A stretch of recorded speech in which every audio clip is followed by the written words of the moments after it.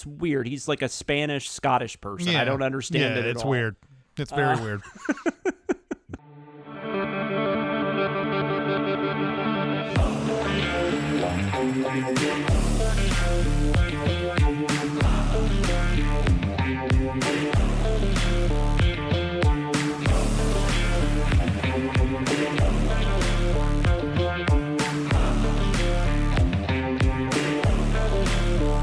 Welcome to Gold, Diamonds, and Death, a James Bond podcast. I'm your 00 host, Jonathan Watkins. I am a writer for all things under the Cinemasins brand name and a co-host of the Behind the Scenes podcast. Joining me each and every week for this endeavor, he's the co-founder of Cinemasins, co-host of the weekly podcast Recotopia, and he has, in fact, had all of his past lovers fill out comment cards after each and every romantic encounter. I don't see anything wrong with that. I don't either. No, I think it's great. I also can't wait to talk about that scene, by the way. I always like to improve. And he's also one of my good friends, Mr. Chris Atkinson. How are you doing this week? Hello, doing all right, doing awesome. Fine. And this week we're once again we have gone away from Eon Productions once before. We talked about the 1967, I believe, Casino Royale. Yep. And last week we talked about the 1983 film Octopussy, which was Eon Productions. That was the official James Bond release that year. But there was another James Bond movie released that year. Kevin McClory, is it Kevin McClory? Yeah, Kevin McClory, who we've talked about in the past. He's back. He finally has gotten his remake of Thunderball, I guess you would call it. And this movie that we're going to be talking about this week is called Never Say Never Again. Although you probably can say never again to an offshoot Bond movie ever again. But now that they've actually got the rights to all this stuff again, obviously. I would say so, yeah. You know, but although I get confused about copyright law because it's interesting to me that like you can have like all these Dracula movies and all these, you know, like you like I know like Universal has the rights to like what their Dracula looks like. So you can't copy that look, but like we could just go make a Dracula movie, no one would say shit. Yeah, I think the idea is it covers certain things. Like I think the Bram Stoker story may. I'm just saying this as an example, and I'm not saying this is the way the copyright works. Yeah. But I get the sense that the Bram Stoker story is like public domain at this point. Yeah, correct. But then the Dracula that Universal did is like, yeah, okay, here are all the elements of this Dracula that you can't copy. Yeah, exactly. And so like if you try to do anything like use character names from that, or you use, you know, those little specific things that are then you can't do it. And I think and the Bond stuff like makes no sense at all. There's all sorts of stuff in the Bond things, like when Ian Fleming said, "Oh, you can't adapt this book totally at all. You can, all my other stuff is fair game, but like this what was the book that was it, The Spy Who Loved Me, or which one was it that he? I honestly, I mean, we talked about that early on. I don't remember right now. It might have even been Casino Royale. I just I know that was held separately at one point. No, there was a one that Roger Moore did in the 70s that was they couldn't adapt any part of that book for some reason, and they only got parts of it in there. You're right, Spy Who Loved Me. Yeah, I think it was the Spy Leather. Yeah. So it was that one, and then there was this. We'll get into all this later, but this one has such a weird history. You know, I can see why Ian Fleming didn't necessarily have the rights to this one, or that, and therefore Eon didn't. So I don't know. It is weird. Copyright. Yeah. Long story short, what you were just saying, copyright is weird, and you have to be very careful, I guess. Yeah. Well, and I mean, you look at like all the Friday the 13th stuff that's going on right now. It's like somebody has rights to that title, but then somebody else has rights to Jason, and then somebody else has rights to. Yeah. I mean, it's crazy. It's just it's fucking nuts. But also, I guess also, I don't know what the public domain is. I would assume the Bond novels, I mean, at some point, they're going to have to be in the public domain. So maybe at that point, people could do some stuff. But I don't know. It's interesting. But anyways, this movie is called Never Say Never Again. Let's go ahead. We've already kind of teased some of the stuff. So let's just go ahead and jump into this. All right. We'll go to our first segment, which we like to call Eon FLUX. This is a journey. I'm gonna make a movie! We have to go back, Kate. Wow, how did you know all that stuff? I did my research. I don't understand any of this. What the fuck is going on? We're going to scour through the history of Eon Productions, and in this case, not Eon Productions, but we are going to be talking about a different production company that made this movie, and that movie is, of course, Never Say Never Again. And that production company actually is Talia Film, which I did not know this, but that is, so it's Jack Schwartzman, who was married to Talia Shire. And this Talia Film is named after her. They are the parents of one Mr. Jason Schwartzman, who is obviously a very acclaimed actor, musician. If you're a fan of old Phantom Planet fan, little California. I don't. But yeah. So Jack Schwartzman comes into this. He comes in this a little later though. But I will just say real quick, just to start this off, like I usually do, I'll do the release stuff. Never Say Never Again was released on October 7th, 1983 in the U.S., December 15th in the U.K. This was, 5 months, I guess, after Octopussy came out. It was, Octopussy was in the summer, so 4 months maybe. Reported budget of $36 million, which around $100 million today. And then it grossed about $160 million worldwide, which is a little over $400 million today. So it was a hit. It was not as big of a hit as Octopussy. It wasn't far off, but it wasn't quite. Octopussy grossed around 187. So there's about a $27 million difference. It did, however, set the October record. It set the record for openings in October, though. It made $10 million its opening weekend, which at that time, which is crazy. That's pretty for damn 1983. solid. I mean, it's just crazy to think that like 10 million was a record holder. I mean, now, I mean. Yeah, now if you don't get that in your first showing of the day, then you're because I think Wakanda Forever almost. Just broke. It beat one of the Hunger Games. I think it was Catching Fire. It beat the November opening by like 30 million or something. But that's we're getting well into the 100 millions. I mean, we're well past 10 million at that point. I don't know what the record is in October right now, but I'm sure it's something ridiculous. I'm sure it's a Marvel movie or DC or something. But anyways, it actually beat Octopussy's opening weekend too, but it obviously didn't beat it overall. It made $55 million in the US, which put it at 14th at the US box office. I forgot to write down Octopussy's, but I think Octopussy was like 8th. It was 7th or 8th or something like that. So it still finished pretty high for that year. It finished a little ahead of Jaws 3D and a little behind The Big Chill, because The Big Chill was fucking huge. That's a movie that I don't think anybody really talks about anymore, but that was a big deal back then. They don't. Lawrence Kasdan. It's funny to think Jaws 3D made that much money too. Like, that's crazy. But this was, of course, like we said, this wasn't Eon Productions. This was Talia Film. It was actually distributed by Warner Brothers. And then I already mentioned the thing about Talia Shire and Jason Schwartzman. But I will say it's interesting though. I don't know where MGM is now. I get so confused because I think Amazon, I guess, owns MGM. But MGM did actually purchase the rights they actually got the rights to Never Say Never Again in 1997. So as far as I know, it's still under the same. It's still actually under the Bond umbrella at this time. I'm not positive about that because I know Amazon did not put it on their streaming service, even though they put all the other Bond films on their streaming service. Yeah, I think it's just a lot of times when they buy properties that are similar to the main one, they still don't want to mix them up. So that's what it comes. By the way, Octopussy was 6th in 1983. So it wasn't too far behind it. You can watch this, like it's streaming, but it's really hard to get a physical copy of this. Like the Blu-ray's out of print.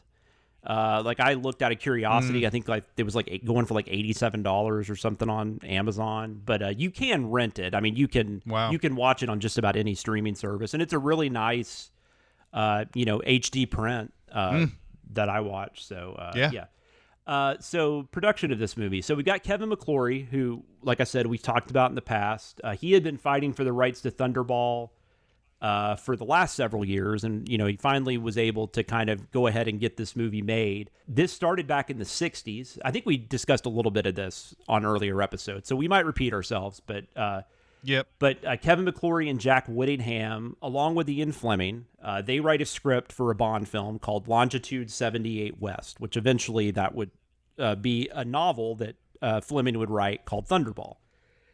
When Fleming wrote the novel, though, even though it was based on the screenplay he worked on with 2 other people and probably didn't even write that much of the screenplay, he did not give them any credit.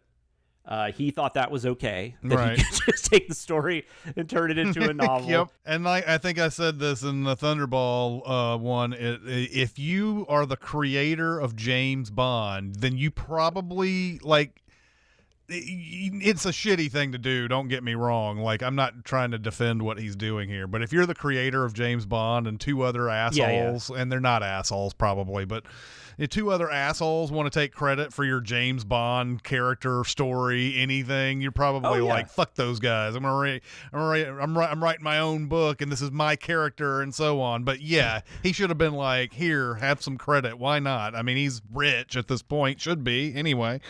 So back then, Eon Productions eventually just made a deal with McClory so they could make Thunderball. And then he basically couldn't do anything with that property for 10 years. So for 10 years, Eon could, they could use Spectre, they could use Blofeld, they could, do all that stuff. So then the 1970s roll around, McClory starts working on a new adaptation. He called this Warhead, and he was writing it with Lynn Dayton, who is a pretty famous novelist, wrote a lot of spy novels.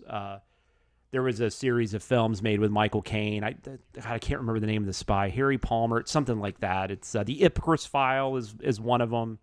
But anyways, Lynn Dayton was a very popular novelist at the time. Sean Connery, I couldn't get complete confirmation that he was involved at this point, but he was still with Eon, so I don't know that he was. Well, this was actually right before Diamonds Are Forever, though, so he might have been at least talked about, but I couldn't get any clarification on that. But I know he did work with Dayton on some stuff. So also around this time, a court ruled that McClory owned the exclusive rights to Spectre and Blofeld.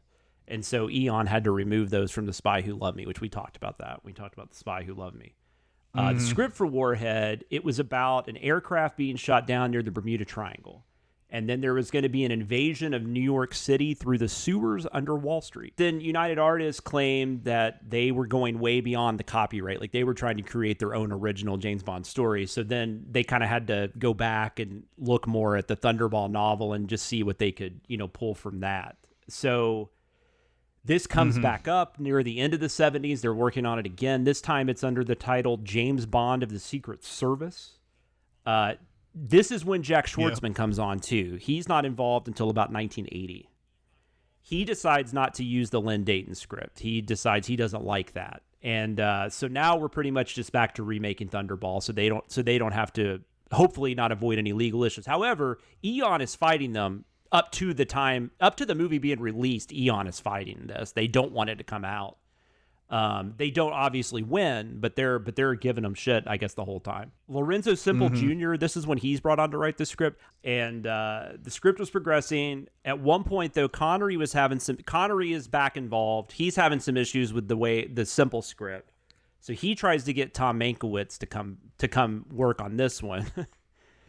Mankiewicz says, I'm not getting involved in this, because he just didn't want to be in between the Broccoli and McClory and all this shit that's going on. So he decided not to do it. Finally, Semple Jr. just leaves. I didn't see that he was fired or anything, but he's not working on the script anymore. Like, his time was up or whatever. He was done. And then so Connery does get a couple writers to come in. At the time, they were mostly known for British television. Their names are Dick Clement and Ian Lafreniere is what I'm going to go with. They do continue to write together after this too. They write the 1988 comedy when those like father-dad switcheroo movies were a big thing. They wrote Vice Versa. Oh yeah. Yeah. 17 again. The Vice Versa like is the one with it's Fred Savage and Judge Reinhold, I believe. Which, Like Father, Like Son was another one. 18 Again, I think, was another one. That was like George Burns and like Charlie Schlater. Yeah. Yeah, I said 17. 17 Again, it might be the remake that they did with but it was Zac very Efron. similar. It was people get switched, and it's crazy. Freaky Fridays also. I think Freaky Friday. I remember also, I think it was in the trivia of Never Say Never, Sean Connery said that he was, it says in the trivia, now I take a lot of the stuff in the trivia with a grain of salt, so, this may or may not be true, but the reason why Lorenzo Simple may have been not on this anymore was Connery did not approve of what he wrote. And so I don't think it was anything other than that. It seemed really, well, that's the thing. Like this, why. like the book I've been reading, they didn't cover this movie. So this has been, I just did a lot of online research. I was just looking at articles and all kinds of stuff. So, I mean, I could get some stuff wrong. Yeah. But I got that impression too. Connery did not like Simple script very much. And see, what ends up happening is, so the eventual script they end up using, everybody said, what I read is that the majority of it came from Clement and Lafreniere. It came from those two, the stuff they added. But because of stipulations within the WGA, the Writers Guild, Simple gets the credit and they don't. But I get the impression not a lot of Simple script is even, not a lot of stuff Simple wrote is in the script. So it's kind of a weird thing, but they wouldn't be credited even though a lot of the final script was additions that they made. Around this time also, they end up bringing in Irvin Kershner. Connery wanted Richard Donner. Richard Donner, for whatever reason, didn't want to do it. I didn't see any specifics. He just didn't care for the script or something. So they bring in Irvin Kershner. Irvin Kershner, of course, directed Empire Strikes Back. So that's what he was mostly known for at this time. He had also directed Connery in a movie called A Fine Madness. And this is his follow-up to Empire Strikes Back. And it's his second to last movie he has a directing credit on. He doesn't have another directing credit for 7 years, and it's on RoboCop 2. Yeah, he's always coming in. It seems like he's always coming into these kind of movies. Like he's the second movie of he's like what Rennie Harlan was doing there for a while. Yeah, so they bring Kershner in, which is, not bad. They eventually changed the title to Never Say Never Again. This was Micheline Connery was Sean Connery's wife. I don't know if that's how you pronounce her first name, but that's what I'm going with. And they actually acknowledge her in the end credits that she came up with the title. They say Micheline Connery is Never Say Never Again or something like that. And it's based on the fact that after Diamonds Are Forever, during Diamonds Are Forever, Connery said he would never play James Bond again, which he actually says again after this movie. So yeah. A little cheeky thing at the end, yes.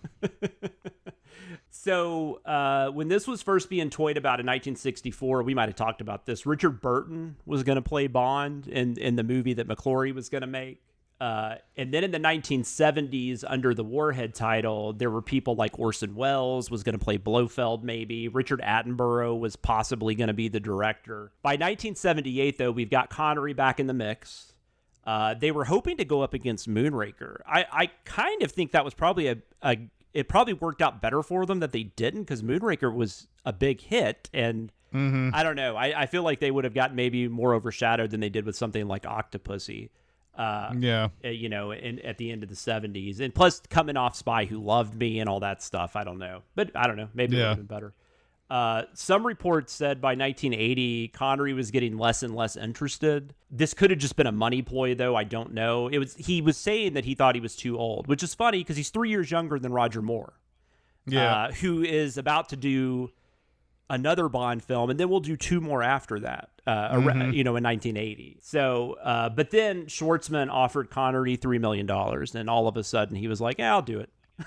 Yeah, and I believe from what I've read, 15% of the gross of it was something like that. Yeah, no, you're right. Which I did some figuring, and I'm like, yep, Sean Connery was pretty much set for life after this movie. Well, probably. And also it's interesting, this early to mid 80s, Connery's not in like and I think we even maybe talked about this in the past, but he's kind of like, he's not really the movie star he once was. Like, he's not really he's having to do stuff like Highlander. That's not a movie he would have done like 20 years prior. Probably not, yeah. But then 87, of course, he gets to do The Untouchables, and he wins an Oscar, and then he does Indiana Jones and Last Crusade, and then he's whatever he wants to do for the next like 15 years or whatever until he retires. Yeah. But at this point, he's him getting offered $3 million and 15% or whatever it was of the gross. I mean, he had probably never made that before, and he definitely wasn't getting offers like that in 1980. 1980, 1981. So I'm sure a lot of that had to do with the fact that he decided to do it. Supposedly because of him saying that he thought he was too old for the role. There are some little like jabs at that in the movie. There's a comment about the car at one point. They don't make them like that anymore. Yeah. Also, the whole thing about M not wanting to continue the 00 program because he felt like they were getting too old and it just wasn't, it was like a dated program and it wasn't something that would work anymore. And it originally, and this might have been something Connery hated in the Lorenzo Sipple Jr. script, but supposedly Bond was semi-retired and he was working on a fishing boat, but they were like hunting Soviet Navy submarines Okay. in the North Sea. Also, which I have another thing about this later, but I thought it was interesting. Steven Seagal trained Sean Connery. Yeah, for the fight. I saw that. Yeah. Which, I mean, I knew Seagal was like he was I knew he did that. Like, he trained people, like, for however many years. He was like a stunt coordinator or whatever until he got, because he was well in his 30s, I think, when he finally did Above the Law. Like, he wasn't that young. I mean, that's not that's old, but I'm saying for a person's first film, that's not. I mean, it's kind of like Alan Rickman and Die Hard. So, although Seagal hadn't been doing like theater and stuff, like Alan Rickman probably had been doing for 20 years or whatever. No, he was not. So some of the rest of the cast, Klaus. Okay, I'm gonna fuck this name. Do you know how to pronounce his last name? I would say that it's probably Klaus Maria Brandauer. And I tried to look it up, and I couldn't find like a specific interview with him where they said his name, but I think it has to be Brandauer. So Klaus Maria Brandauer, he plays Maximilian Largo. This was a character in Thunderball that was played by Adolfo Seeley, who we talked about obviously on the Thunderball thing, on the Thunderball episode. This is a younger Largo, though, I think. I don't know if it's supposed to be, but that was just the way I mean, he seemed younger. He was an actor that Connery knew. Or I don't know if he knew him, but he had seen him in Mephisto, which was a Oscar, foreign language Oscar winner. Which that's a thing too that apparently Connery had more power this time to do casting. So he approved of all these major characters, major actors playing major roles in this. So he approved of him. And he, like I said, it was the 1981 film. It was the Hungarian film, and it won an Academy Award. It was called Mephisto. Then we have Max von Sydow plays Blofeld. He's not in it very much, which is kind of unfortunate because it's really cool to see Max von Sydow in a Bond movie. Max von Sydow, of course, legendary actor, The Exorcist, Ingmar Bergman's The Seventh Seal, Minority Report, Flash Gordon, which we mentioned earlier about Simple Jr., and of course Needful Things. I mean, who can forget?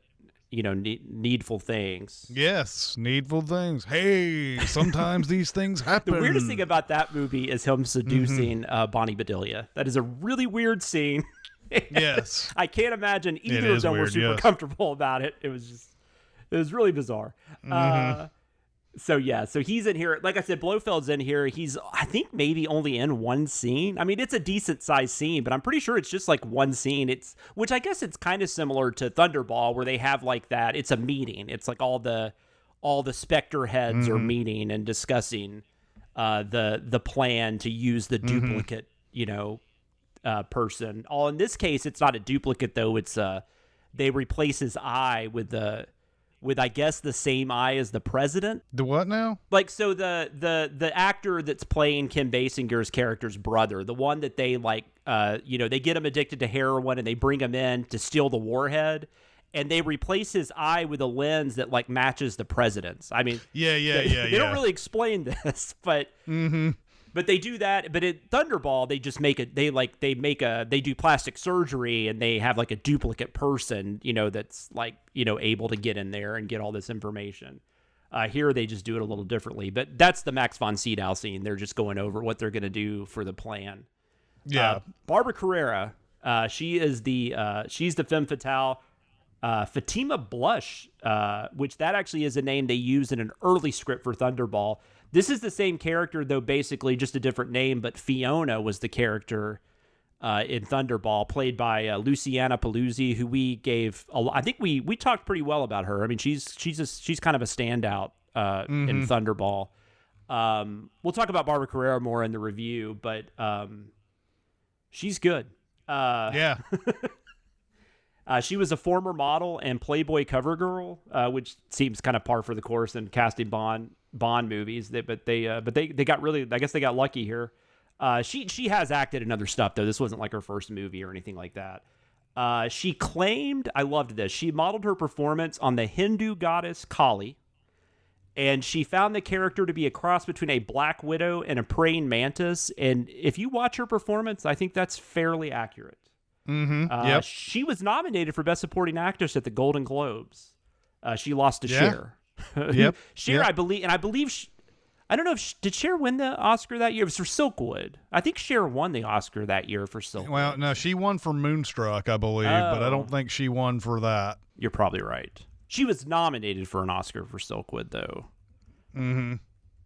But she won the Golden Globe. I'm just curious. Let's see. Yeah, she was nominated. It does not say she won. So yeah, you're correct. I guess it was just Moon. Yeah, because she doesn't have 2 Oscars. I don't think. So yes, you are correct. But she was nominated, and Silkwood's a very good movie if you haven't seen it. So anyway, so that's Barbara Carrera. We'll talk more about her definitely in the review. Kim Basinger. This was actually someone that Connery's wife had met, and she really liked her. And suggested her for the role of Domino, which originally had been offered to this Italian actress named Dalia Di Lazzaro. She's in the only thing I'd seen her in was she's in Dario Argento's Phenomena with Jennifer Connelly. But she actually turned the role down. So then Connery said he approved of Kim Basinger, so they hired her. Basinger, I mean, we know her now a lot because of stuff after this. She wasn't like a huge star yet, but she was right on the cusp. 9.5 Weeks comes out like 3 years after this.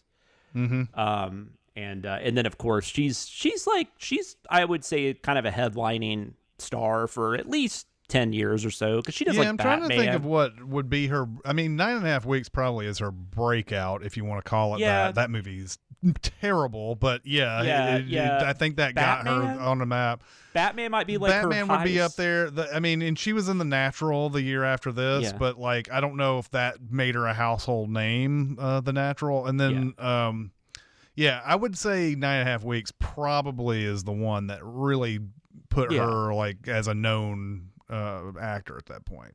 And then she kind of became known for being Alec Baldwin's wife for a while. And a little bit, yeah. They did The Marrying Man together. Yeah, and I think, later on, she's lucky to get, she's lucky enough to get in like L.A. Confidential, where she wins an Oscar, and like that's definitely my period where I really enjoy watching her more. She's not quite a movie star anymore, I guess. At least not a like a starring, like a somebody getting all the leading roles, but she's getting these really nice, juicy roles and stuff like L.A. Confidential, like 8 Mile. She did this Door on the Floor, which is kind of an underrated film with her and Jeff Bridges. So yeah, but no, she's definitely had a lot of success, and now she's Justin Bieber's mother-in-law. Is that right? I think that's right. I think that's correct. I think that's correct. Or maybe no, that's not right. That's a Baldwin. That's Stephen Baldwin's daughter. That's Stephen Baldwin. Yeah. So I was like wrong. aunt-in-law. There you go. Yeah, there you go. Aunt-in-law. Kim Basinger. Oh my God, Rowan Atkinson is in this fucking movie. I had no idea. I did not remember that. I had not seen this movie in forever, so I really didn't remember Rowan Atkinson. I don't even know what he was really known for at this time, but he was known well enough to. I mean, I don't know when like Mr. Bean and stuff started. I know he was on a lot of British television and was he on Blackadder? Was that what he was on? Yes. So that I just don't know the years of that. And then of course maybe Are You Being Served? Maybe something like that. I think it was Blackadder though. I know he's in Blackadder. Apparently, this is his first movie that he's in. He's not in Blackadder yet at this point, but it looks like Mr. Well, no, not Mr. Bean. way the IMDb is. But he was that character was not in the script originally. That character got added way later because Schwartzman decided that they needed comic relief. Yeah, he had not been in anything at this. He had not been in any movies at this point. He had been on TV shows. Apparently, one called Not the 9 O'Clock News. Oh yeah, was one. And he was in a couple of TV movies, and then he does Blackadder after this a few years later. So I could be wrong. I believe HBO had a show in the late 80s called Not Necessarily the News. I believe that was kind of a takeoff on the British, Not the 9 O'Clock News. I'm pretty sure that's right, because I know I've heard of that before. Rowan Atkinson, very talented man, can be very funny. Eventually, interestingly enough, does a series of James Bond parody movies, the Johnny English movies, which I think I've only seen the first one. But I think I've seen the first one, and that's it. Yeah, I remember it being okay. Like, I don't remember like loving it or anything, but I don't remember disliking it. But I know he's in that. But so yeah, he's a funny guy. I mean, I don't. We'll talk about whether or not he's funny in this, I guess. But his character's name is Small Fawcett. What? Yep. Which apparently is another small penis joke. I don't know what I didn't know faucet meant that in British. I don't know, but apparently that's what it means. It's a small penis joke. So I don't know, there you go. He's an agent that like they pair up with Bond, but he's like never really been in the field, and so it's just like he's not in it that much. But when he's in it, he's mostly just like. He's acting like Rowan Atkinson. I don't know how else to put it. It's just right. It's like they just set him in there and just said, I don't know, just do stuff. Just riff. Edward Fox plays M. Edward Fox is a pretty well known actor. I think he's probably most known for. He's the guy in Day of the Jackal, the Frederick Forsyth adaptation, and he had a pretty. He was in Gandhi. I liked him, though. There was this movie I grew up with from 1980 called The Mirror Cracked. It was an Agatha Christie adaptation. And he plays Inspector Craddock, who's the main inspector in the novel. However, Miss Marple ends up being in the movie. Angela Lansbury plays Miss Marple. Miss Marple is not in the book, but they put her in the movie, and they make Inspector Craddock like I think her nephew. But he's really good in that movie, and he's playing off like these heavyweights. Like he's playing off like Elizabeth Taylor and people like that, and like Rock Hudson, and he's just absolutely stealing like every scene from them. So I always liked him in that movie, but he's good. He was also, oddly enough, he was in Johnny English Reborn, which I think was the third Johnny English movie with Rowan Atkinson. Edward Fox is still alive, but that's his last credit as of now. Bernie Casey, who I fucking love, is not in this movie enough. Yeah, he's great. Bernie Casey, I probably knew growing up mostly. He's in Revenge of the Nerds. He's in Spies Like Us. I'm Gonna Get You, Sucker. He's a Jack Slade or something like that. But as I've gotten older, I've gone back and watched, like, he's in this great movie from the 70s called Hitman. He's in this really cool Burt Reynolds film called Sharky's Machine. He's a really cool actor. He plays Felix. Pamela Salem plays. So we do have, because they are able to use stuff from Thunderball, we do have Felix. We have Miss Moneypenny, that she's played by Pamela Salem, who has been in a decent amount of movies, but I didn't really know her for much. Apparently she's in Gods and Monsters, which is a movie I really like, but I haven't seen it. I haven't seen it in a long time. And she plays Sarah Whale, so I'm assuming she plays like James Whale's sister or something. Could be wife, because that's true. I know that even though he's gay, he may have You might be right. You might be right, because I think Brendan Fraser plays their like a pool boy or something. So yeah, you might be right about that. She might have played his wife. So she plays Moneypenny. We already said that Edward Fox plays M. And then there is like a Q character. He also goes by the name Algie, apparently. Algie, something like that.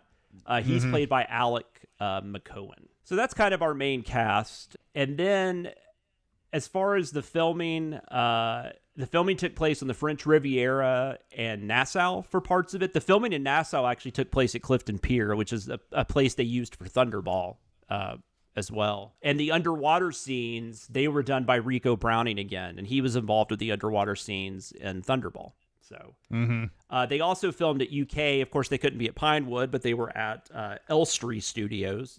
They constructed the underwater cavern there. which apparently took about 3 months to build. So that was and it's like, I mean, it's a nice set, but I don't know. When I read that, it made me kind of sad. Like they spent that much time on something that was not done by Ken Adams. Yeah. I mean, there's nothing wrong with it. It's a perfectly pleasant looking set. But there's not like there's not like there's just not a lot of stunt work and stuff in this one either. Like, so there wasn't like a lot of that stuff, which we've been digging into a lot, of course, with all the previous movies, but the action scenes are pretty, like, it's a lot of just fighting, I would say. There's not a lot of, there's some car chasing and stuff, but I don't know. It's not the same. The production was pretty volatile. A lot of people didn't get along. Kirshner and Schwartzman butted heads all the time. Kirshner said that he thought Schwartzman was a good businessman, but he had no fucking clue how to produce a movie. Connery didn't like Schwartzman either, to the point where he wouldn't even talk to him. And Schwartzman wasn't supposed to be like in the same area that Connery was in whenever they were filming and stuff.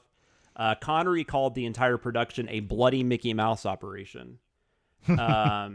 There's this story that Steven Seagal supposedly broke Connery's wrist while they were training, but Connery didn't actually know his wrist was broken for about 10 years. I don't even know how that's possible, but I don't know how that's possible either. But he said that like on a Tonight Show interview or something, that he's like, yeah, I didn't know my wrist was broken for a decade.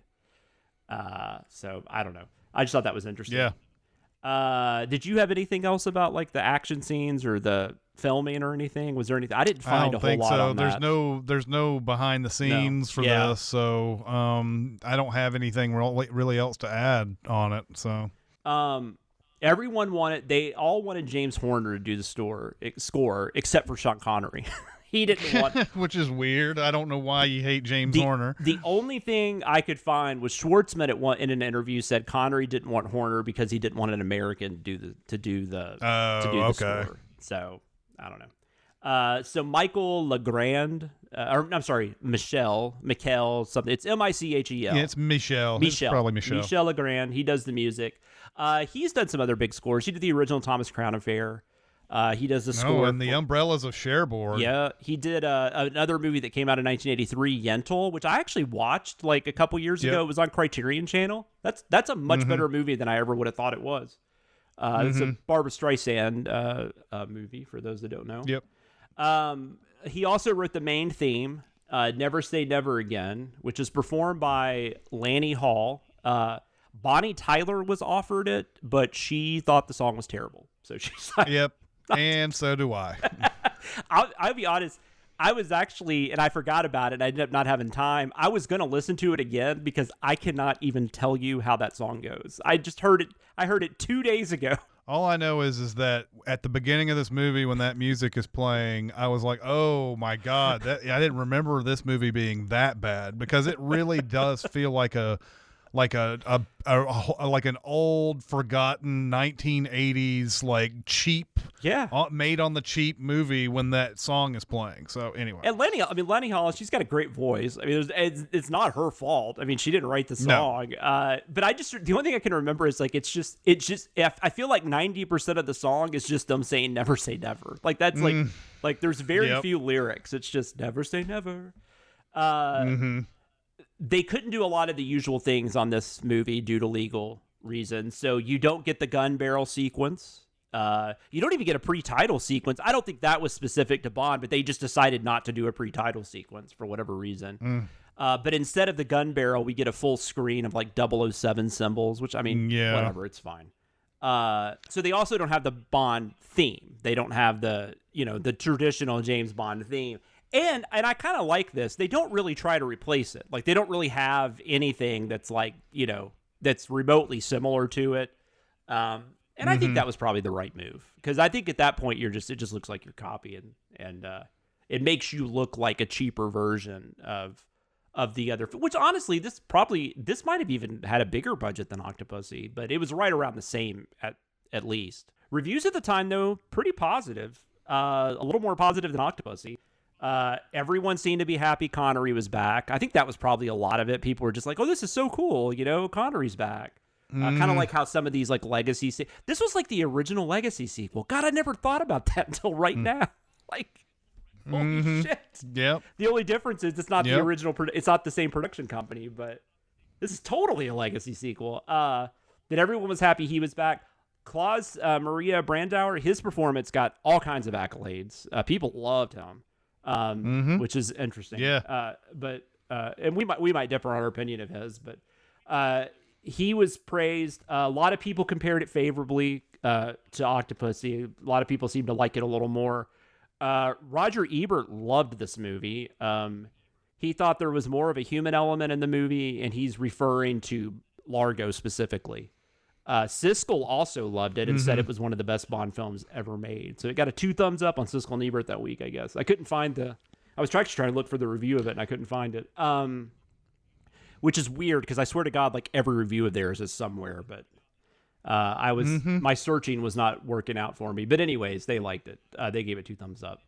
I do remember Ebert really liking this movie because, like, in the early 90s, when I really started trying to like watch stuff like outside of my comfort zone, I was going by those Ebert video companions. And I do recall, like, it was like a 3.5-star review or something. I was like, oh, I'll have to check that out someday. And then I don't think I watched it for like 15 years. But I know I've seen it at least once, because I own it in the DVD doesn't really mean anything, but it's open, so I'm assuming I've watched it. But when I watched it a couple days ago, I didn't remember anything. So, except for that game, I remember that video game thing for some reason. Yeah, that's a memorable thing for maybe the wrong reason. This was supposed to start a series of films, which is not surprising. They were already working on the next film. It was going to be called simply Spectre, which is kind of funny because we actually do get a Spectre movie at some point. But Connery said he would not come back. So that just kind of fell by the wayside. They just decided. And then in the 1990s, which I thought this was funny, McClory was just going to do it again. He was going to remake Thunderball again, but he was going to do Timothy Dalton because Timothy Dalton had just been let go.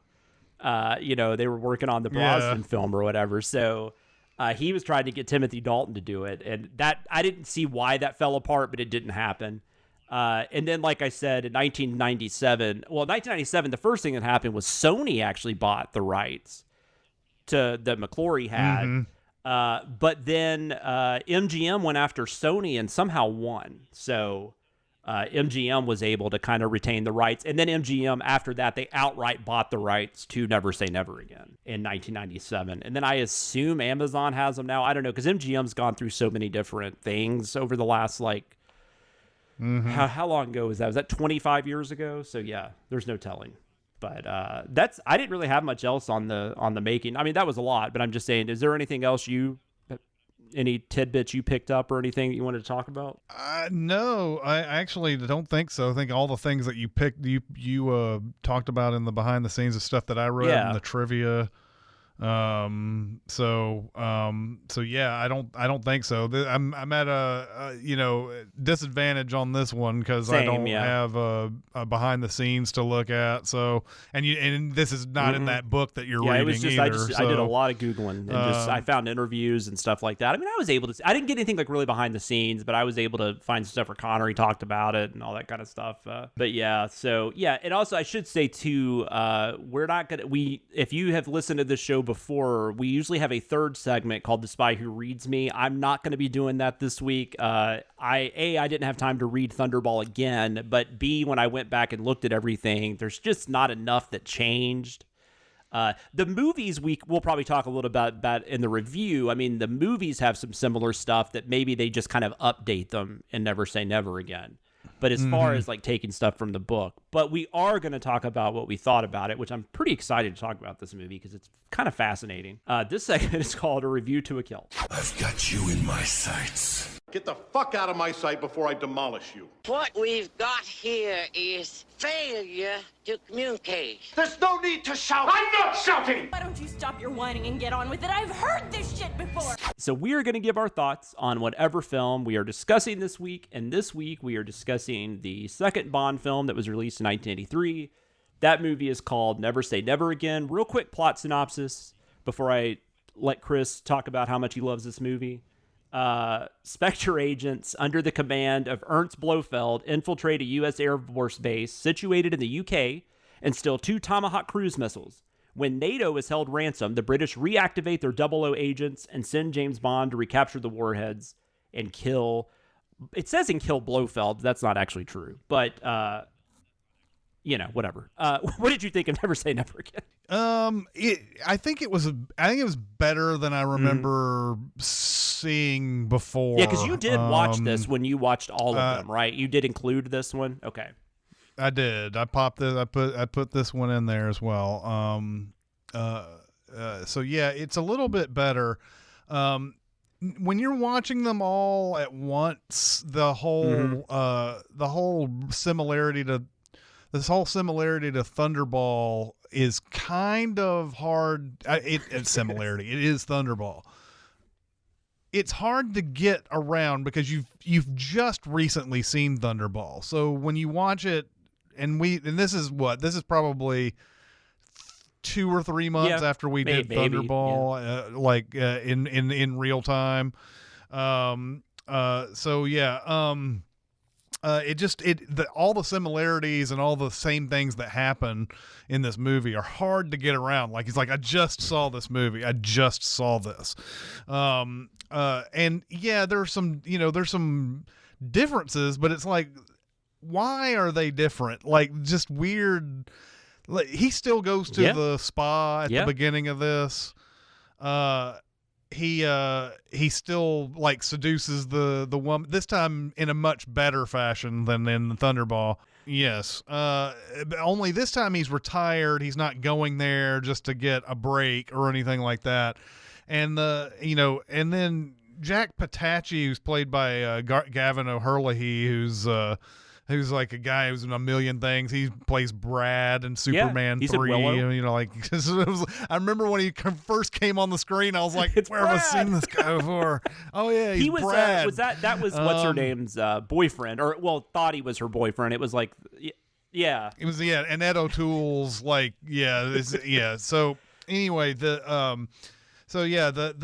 different because they use in Thunderball it's a twin, or it's it's not a twin, it's the plastic surgery thing. And so there's little differences there. And like, in Thunderball, I think the warheads are on a ship. I think in that one, right? They're on a ship and they swallow the ship up. And in this one, it's like, let's shoot the missiles and then just have them go into the water. Yeah. Because we're directing it, because the dude has the eyeball to the giant thing machine whatever. Swallowing the smaller machine.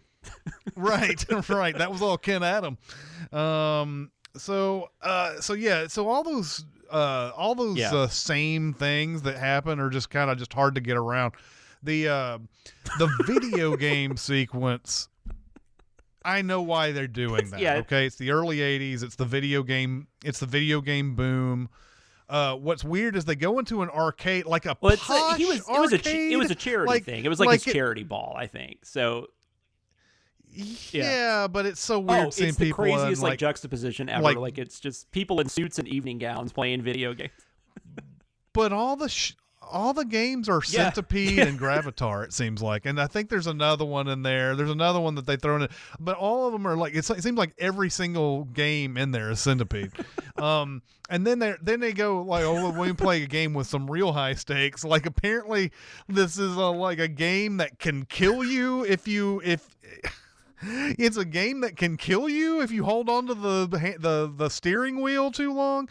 And I didn't ever understand the objective. Like, they tell you, shoot a missile, I can block the missile, but like they're sitting there shooting like little squares and shapes and stuff. Like, they're going to attack the United States or whatever, and it's this tunnel looking thing with all these different shapes, and you can see a red and a blue and a red and a blue, and then every once in a while somebody shoots a missile, and you can block the missile, and nothing about it seems very hard.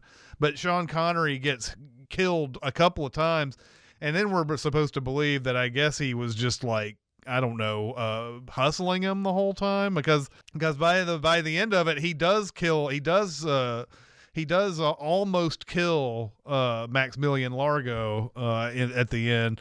And there's an interesting exchange afterwards where he's like, where they said something like, what is it? I've never lost is what Bond says. He's like, I've never lost. And Largo's like, well, this is a game that has been played and I have lost. Here you go, Mr. Bond. I think that's exactly what he says, by the way. I kind of like Klaus Maria Brandauer as well on this. It kind of reminds me of that performance in Moonraker. Who's the guy that's in Moonraker? Hugo Drax, who's played by Michael Lonsdale. Yeah, so it reminds me of that performance quite a bit because it's not like an angry, he's very cool about everything, but honestly, for me, it's Barbara Carrera who steals this whole movie for me. She's so good, and she's so this is one of those things where how do you not realize who you have when you're making this movie? You can't kill her that early in the movie. I mean, it's like midway through, but still, there's a great shot of her when he tells her to go after she goes to kill some people. And Kirshner sets his camera in this weird, I guess it's a Dutch angle almost, looking up at the staircase, and she just kind of dances her way down the stairs, and I love that shot in that. It's one of the most memorable shots I've seen in a Bond movie, because it's so stylish and everything. So I really enjoyed her in this. And I read some stuff in the trivia that said she'd always wanted to act with Sean Connery, and that, when it came time to do the sex scene, she was like, I'm going to get naked. I don't care, blah, blah, blah. I don't care about all this stuff. I don't want to have a body double in this. I want to be there for the love scene with Sean Connery. This one's a lot more, I would say, they all have sex in them and stuff, but this one feels a little more sexual. She's yeah, where you can see thrusting and stuff. Luciana Paluzzi is really good playing basically the same character in Thunderball, but that was a movie in the 60s where they couldn't amp it up the way they can in 1983. I mean, I think if you gave Paluzzi these things to do, maybe she's just as good, but I think the way they're able to just make that character she's just I don't know. She's amazing. I don't even know how to explain it. So I like Bernie Casey as well. This is probably your best Felix Leiter again until Jeffrey Wright shows up. So I really like that.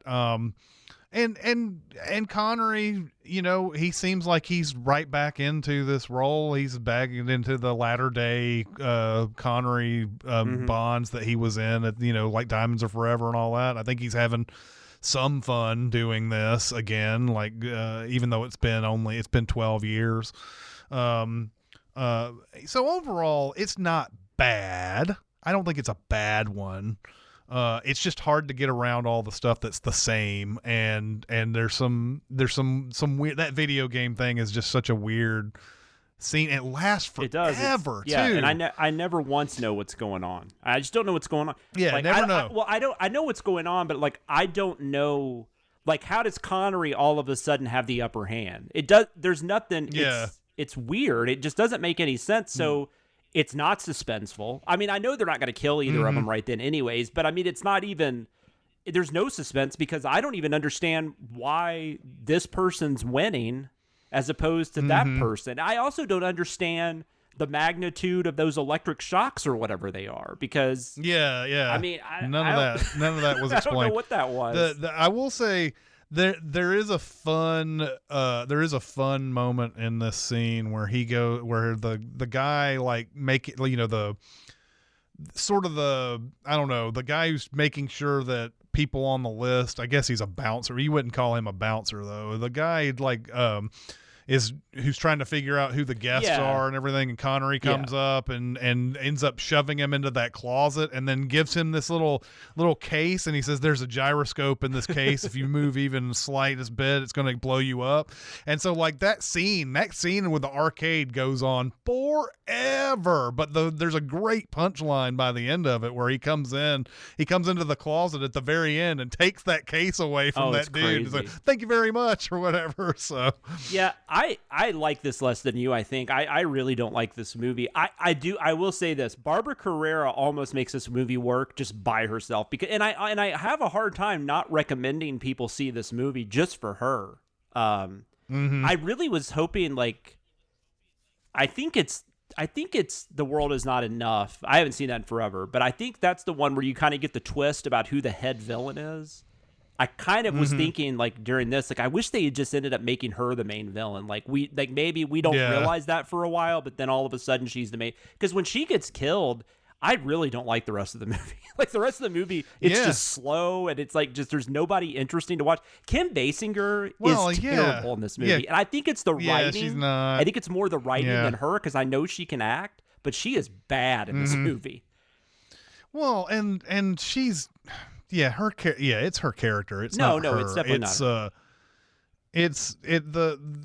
The whole thing is like, and apparently, what I read in the trivia, she and Irvin Kershner didn't get along. So a lot of people not getting along in this movie. But I'm sitting there thinking about, like, all the different times where she's like, the very first, where we get introduced to her character is when Largo is looking through that one-way mirror thing, or that two-way mirror thing, and she's doing her exercise or like ballet stuff, and like everything is about, like, let's show her ass and let's show her in this skimpy outfit and everything, and he's just in it, and so she's kind of just given this whole damsel in distress thing, although she does kind of help out at the end, but I guess, and I don't know why she falls for Bond. Like, I mean, none of that makes any sense. No, almost never does it make sense to me. Like, some of the times I'm just like, but yeah, in this one in particular, who's that? There's that woman that's like got the boat. Oh yeah. Oh, it's Valerie Leon. I know her. She's she was in some Hammer studio movies in like the 60s and 70s. But she has a pretty thankless role in this. I mean, there's not much to her role, but like, even she's more interesting than Domino, and like, she's in like two scenes. But it's also crazy, like, because he meets her, like, he accidentally runs into her or something, and he finds out she has a boat. And then he ends up needing her boat or something later, so they go out, and then they end up hooking back up when they get back to the hotel or whatever. And there is that kind of funny thing where, because Fatima Blush, the Barbara Carrera character, she tries to kill Bond like on a few different occasions and just can't quite do it. And I did actually like that better than I have liked it in past Bond movies. Like, it did feel like she had the right idea. He just ended up either by accident or whatever. But in that case, it was kind of funny because she's going to blow up his hotel room. And then you think the whole time he's in his hotel room having sex with Valerie Leon, and they're actually in hers. And, he makes that comment like, I'm glad we made that decision. She's like, what decision? I was like, to go to your room or whatever he says. But Barbara Carrera, I do want to talk about her for a second. There is a scene in this movie, which I made a joke about when I introduced Chris at the beginning of this. I made a joke about him giving performance cards to his lovers. And there's a scene in this movie where Sean Connery, if you haven't actually watched the movie and you're listening to this, Bond has had sex with Fatima, and she's finally got him where she can kill him. And she starts saying all this stuff, and then she makes the comment like, I'm the best you've ever had. And Connery says something like, well, there was this girl in Honduras. I don't know what he says, but he makes some comment. And then she gets mad. And then she wants him to write out on a piece of paper before she kills him that she was the best lay. And then she wants him to sign it. And I know why this scene exists. This scene exists because, like, the one gadget is that Bond's got this pin that, like, shoots a dart or something, which whatever it hits, it blows up. And so I know this scene had to be written the way it was. I went to this screenwriting convention at UCLA when I was in college, like 96, and they had a bunch of different people speak to us. One of those people was Giancarlo Esposito, who at the time I mostly knew from Usual Suspects. He's been in a ton of. He's on Breaking Bad, wasn't he? Wasn't Breaking Bad like a? And he made this comment, and he said he heard it from somebody else. So I'm sure this is a really old comment, but he made this comment, if it's shit on the page, it's shit on the stage. And I thought about that when I was watching this scene, because Barbara Carrera might be one of the only actors that took a terribly written scene and made it like not only a good scene, but maybe the best scene in the movie. Because it's fucking incredible. Like the way she plays that scene is insane. And you totally believe that she wants it. He has to write down that she was the best sex he's ever had before she'll kill him. And then, of course, that ends up getting her. By the way, she has like an insanely brutal death too. Like, I don't know why they chose to make her, because I mean, she like it just she just gets set on fire, and it's like awful.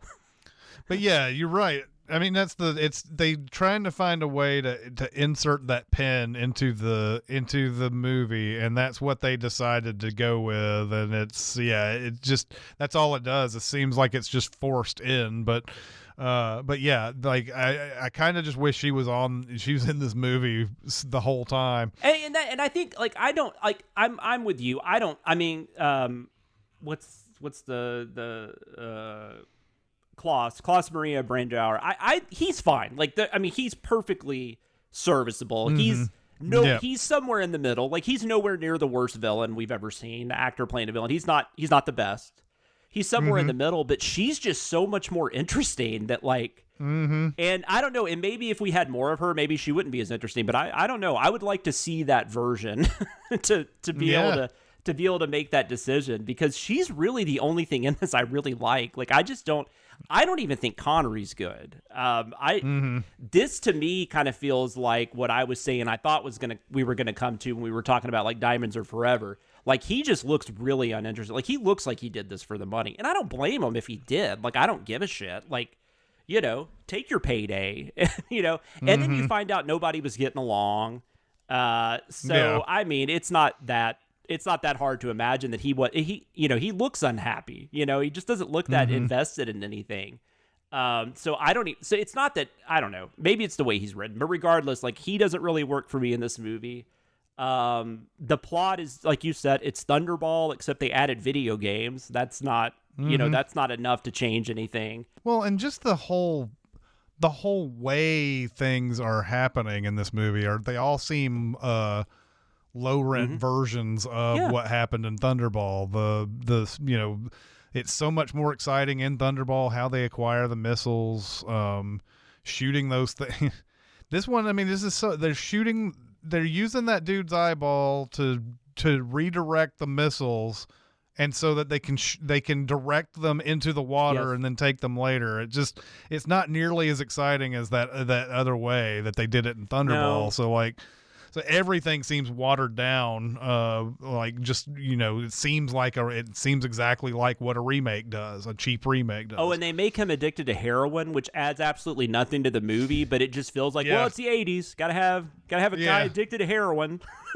Sure. Yeah. And like, well, and also like neither one of us are that high on Thunderball. Like Thunderball's better than this, but like Thunderball's not one of my favorite Bond movies. And if you want to go back and listen to the Thunderball episode, please do. Because we talk about that more in detail. So the storyline doesn't interest me really that much in the first place. I still hate that he accidentally himself into this case. Like he just happens to be, and it's even weirder in this one, I feel like. I just wish they had changed it. Why not just have M send him to this place undercover? Like, I don't know why that, I mean, something. Because the fact that he just happens to be at this health spa when this other guy, when Brad from Superman 3's there, and shooting up heroin, and he just happens to look in and see that whole incident where she's explaining everything, so easily opening the door for how is this possible? Like, I'll just open up the door and nobody will notice me here, and you can just tell your plot and everything. I mean, it's ridiculous. I just don't. It's like, I can't remember what that one was, because there was that one where, like, I'm trying to think of what movie that was. There's another one where he kind of accidentally gets involved in a situation. But anyways, I hate that about Thunderball. That's one of the things in Thunderball that kind of irritates me and has me already from the get-go. I'm not really into the story. And then they keep it the same here, but they make it even more ludicrous how he finds out. I do appreciate, though, that the woman actually wants to have sex with him at the club. I appreciated that. Yep. That felt a lot less sleazy. I mean, you probably shouldn't be having sex with your therapist. That's probably not the greatest idea in the world, but whatever. And I'm not saying she wasn't like a psychologist or something. I mean, she was his masseuse or whatever, but But I don't know. The whole thing was weird. I don't even know why M sent them there because like he doesn't really like he's semi-retired. The 00 program doesn't really exist, and M's just like you should go there and get better. Oh yeah, and that reminds me too. Like in Thunderball, it was they turned that machine on like super fast so that he had to like keep he was on that. In this one, he's lifting weights, and that dude Lippe or whatever, played by Pat Roach, who you will definitely remember from Raiders of the Lost Ark, was the guy who gets eaten up by the the plane, the propellers in the plane in Raiders of the Lost Ark. He's also in Willow. He's the discount Skeletor in Willow, if you've ever seen Willow. Yes, discount Skeletor, yes. But in this one, it's he's lifting weights or whatever, and the guy pulls the little whatever that. Like it's like a safety pin or something, yeah, some sort of safety pin, so that like 200 and something pounds go down on him and he can't get up and all that. So like everything in this is just like this is just a lower version of what we saw. Yeah, in because the shaking machine thing is not really that interesting. Like I never thought that. No, but it is memorable. Like you remember that. You're never. I forgot. You just mentioned that. I'm like, oh yeah, that's right. I forgot they even did that and. But they did it in such an I just don't. This isn't like the worst Bond movie. Not even close. I mean, this is not as bad as Man with the Golden Gun or anything. But nope. But it's just like it's kind of like For Your Eyes Only though. It's just there's just nothing really that is nothing other than Barbara Carrera, which will be one of my favorite performances in any Bond movie. And I wish she just had 100 films we could go watch. I mean, she is in a decent amount of stuff. Like she has been in things, but I don't know if she's gotten a role like this where. And like I said, I don't think her role is written that well. I think she just went at it in an interesting way, and I think she made it work. I think so too. Yeah, because let's say they made Kim Basinger that. I will say this too. I wonder if I think I even mentioned this when we talked about Thunderball, like the what was her name in Thunderball? It wasn't Fatima Blush. It was something else. I had it written down. It was Fiona. I think I remember saying we were talking about Thunderball. I wonder if Famke Janssen, was kind of basing some of her stuff on that character. But I even more wonder if she was basing some of her character, the Xena Onatopp, on the Fatima Blush character, because they seem very similar. Which I haven't seen GoldenEye in a while, so I could watch that and be like, I don't know what the fuck I'm talking about. But she just I think it's just that when I remember the scene in GoldenEye where she kills the guy she's having sex with, and she's fighting Bond, and she just has that lust in her face, the way she looks at him.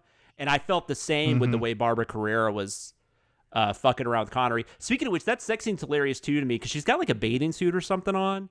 And when she decides she's just going to basically attack him and just fuck his brains out or whatever, she just takes one strap down. It was I don't know why, but I just thought it was really funny. It was just yeah, that's your limitations so. Of you can't put it, you can't make it an R-rated one. So that's the best you can do. Yeah, because there's still, you get a lot of side boob. There's a lot of side boob in this movie, maybe more than any of the other Bond films, but. Definitely so.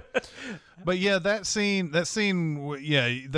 with her, that they have that they're on that rocking boat, and it's they're sliding crazy. up and down, and it transitions pretty well into them going into the water. Yes. Yeah.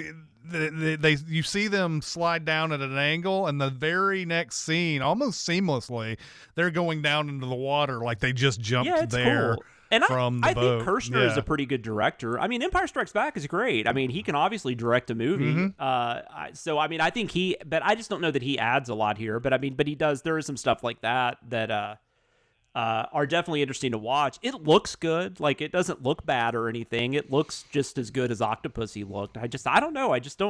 There's just nothing that really interests me in it. You're just watching Thunderball again. And the stuff that they're replacing, I think you're dead right. It feels like low rent versions. And then the 80s, the kind of updated stuff they add, like the video games, which seems so dated now, by the way. At the time, and it's so weird watching people in suits in an arcade playing Centipede. And how pissed would you be if you watched an arcade and it was all Centipede? Oh, I would be very upset. Like there was a lot of other games back in 1983. Maybe they didn't Come have on rights now. Maybe they had to get rights to whoever. They probably I don't know. didn't. I don't. But Bally Midway was like the main. I don't know. It doesn't matter. Bally Midway. We're talking about a Bond podcast. That's awesome. What was that guy's name though? It made me think like that would have been funny if they had made him like who's a fistful of Kong or whatever or fistful of quarters. Oh, Billy. Yeah, Billy Mitchell. Yeah. Who, by the way, there is an actor named Billy Mitchell. Is there? Right? Oh, I don't know.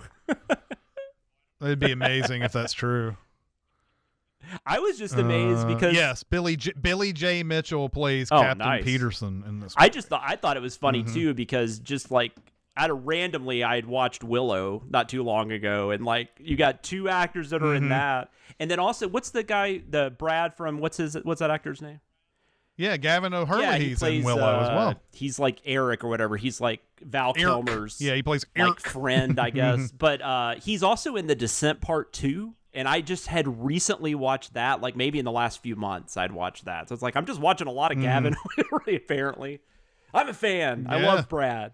Justice for Brad and that'll come out in our Superman series. No. Yes. Superman 3 also came out in 1983, by the way. And it was it finished a little above, but I think it was like right past the top 10. It was like 11 or 12 or something. But because I saw it listed in the rankings. 83 was not a great year for sequels. It was no, it doesn't look, except for Return of the Jedi. Well, except for, obviously Return of the Jedi. Amityville 3D, I think that was the 3D stuff too, right? I mean, that was like which 82 Jaws 3D, was Friday the 13th, but you had Jaws Psycho and Amityville. 2. Huh? Psycho 2. Psycho 2's good. That's a good one. I like Psycho 2. As I'm looking at the in-year releases, let's see. So yeah, Psycho 2, Porky's 2 the next day. I'm assuming that's not good. I've never seen it. Yeah, although it made $33 million. Oh, Imagine coming out with a Porky's movie this year. Like it would not make $7 million. I think it's like, which this is a couple years from now because Police Academy doesn't come out to 84. But I think I looked up like Police Academy 2. Like if you did like whatever that year was, where I was adjusting it for an inflation, it would have been like almost a $200 million movie. Yeah, it's fucking crazy, right? Police Academy 2. I don't know. Wow. Because I mean, even some of these Marvel movies and some that make a lot of money that I don't like, I don't think I'm ever going to think they're as bad as Police Academy 2. The Sting 2 came out in this year. Yeah, that's a bad sequel. In Amityville 3D. Smokey and the Bandit Part 3. I assume that's not good. I don't even think Burt Reynolds is in that. I haven't seen it. I haven't either, but I'm pretty sure like maybe he has a cameo, but I think it's like it's like his son or something. It's funny. I came all the way down. These are re-releases, but it was like Rocky 3 was like at 145. I was like, what bullshit? I know it made more than that. No, it was just a re-release. Yeah, I think it was definitely top 10 in 1982. But anyways, I don't. Do you have anything else to say before we do rankings? Just I kind of like I said, I don't like it. It's like a 2-star movie probably, but I would still watch it just for Barbara Carrera. I don't. Yep. And I hope I'm not coming off like pervy. It's just like, but it is like it's a very sexual character. Like that's it's just a very like it's got that Xenia on a top feel to it. She's also a bit crazy, and she's brutal and like she doesn't care who she kills and wants to enjoy it. It's sadomasochist, I guess. It's pretty awesome. She's pretty awesome. She's pretty well suited for the Bond movie. Yeah, for sure. And it's just like one of those. It's like, wow, that's amazing. So it's definitely something I would probably watch again just to watch her because she's very good. I just think the rest of the movie is just like you said, it's Thunderball light, and we're not huge Thunderball fans, so it's I don't know. So for the rankings, we are going to rank this film in 5 different categories. I think we gave away already our ranking for the song, though. I think we already gave that away. Yeah. Our scale will be based on something that Bond holds near and dear to his heart, as long as they are shaken and not stirred, and that would be martinis. So for each category, we will rank from 1 to 5 martinis. 5 being the best damn liquid that has ever passed your lips, 1 being the well liquor you had to settle for, or were too drunk to care that night. So the overall story, I guess I'll go because I already said this is definitely like this is a straight up 2-star for me. Like it's just it's in the same vein as like You Only Live Twice. Like I'd probably put it about that level. Like they're kind of very similar type movies for me. What do you think? Same. It's 2. All right. Bond. I think you like Connery in this better than I did, so I'm curious to hear. I mean, I think he's pretty still on par with what he was doing back in the 60s. I mean, except those earlier ones, but like his latter half, I don't think there's much difference, and especially like I said, that one scene where he gives that dude that case and he tells him that there's a gyroscope in it and all that. I think there's some genuine little fun moments in this, and I think it just comes down to the fact that Connery's Connery, so I would give him a 3 in this one. Yeah, I mean, I think I'm still pretty close to 3, so I guess that's what I'll do. Because it is Connery. Like, it's really weird giving Connery like a 2. Like, that just doesn't seem right. But I just don't think he's like.